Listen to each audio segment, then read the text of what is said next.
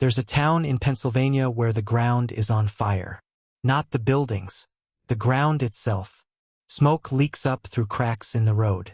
The soil is warm to the touch in winter. Steam drifts out of the trees like the whole forest is breathing. And underneath it all, a fire has been burning nonstop for over 60 years. It has no name on most maps anymore. The streets are empty. The zip code was taken away. And the fire beneath it is so large and so impossible to reach that experts believe it could keep burning for another 250 years.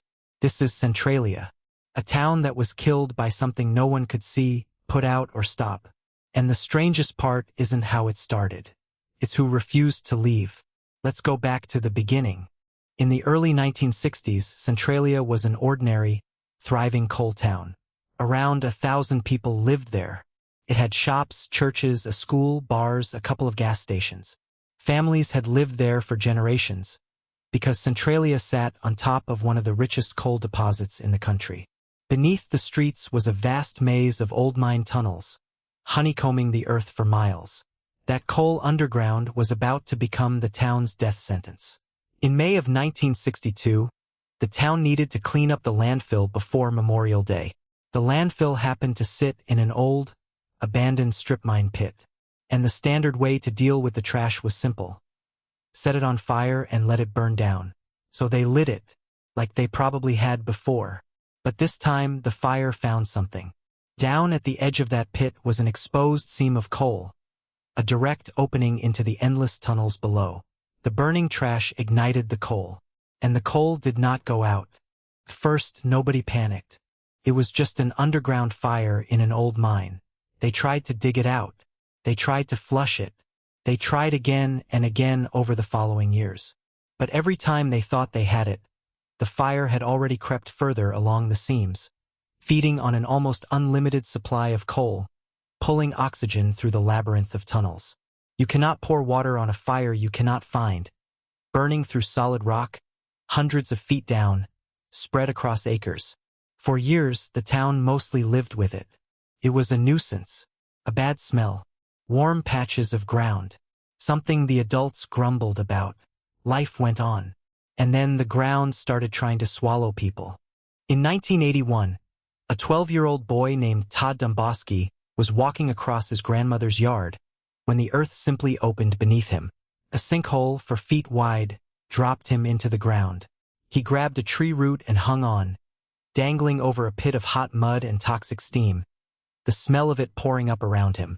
His cousin heard him screaming and pulled him out.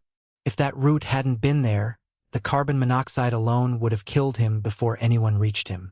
That sinkhole did what 60 years of smoke couldn't. It made the danger real.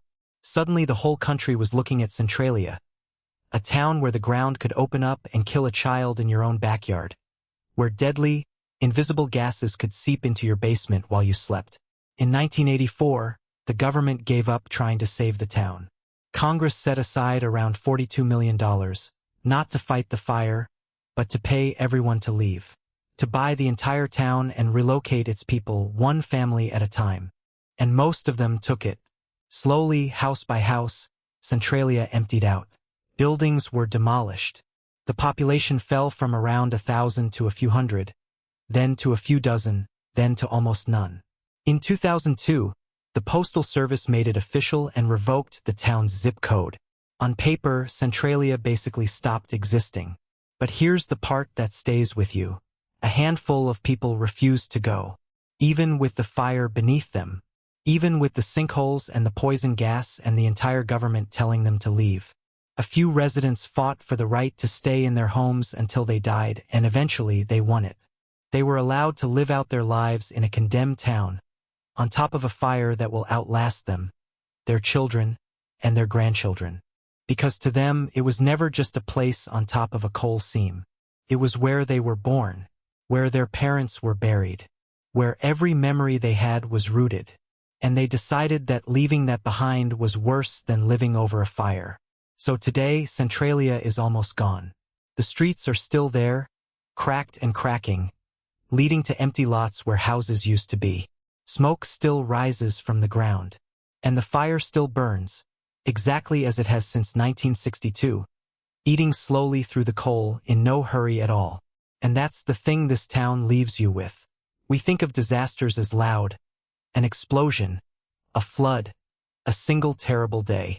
But the thing that destroyed Centralia was silent, patient, and invisible.